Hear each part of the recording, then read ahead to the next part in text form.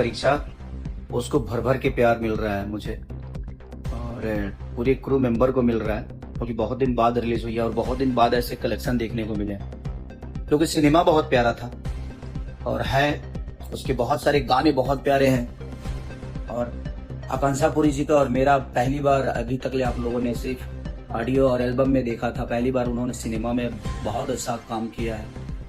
तो और सारे जितने भी आर्टिस्ट हैं सबने बहुत बेहतर काम किया है। हमारे डायरेक्टर श्यामलाल बाबू पंडित जी ने बहुत प्यारा काम किया है। हमारे प्रिंस भाई जो कि कैमरामैन है उसके, राकेश त्रिपाठी जी ने बहुत प्यारा सिनेमा लिखा है। तो बस हम लोगों ने एक प्रयास किया है और लोगों को बहुत पसंद आ रहा है।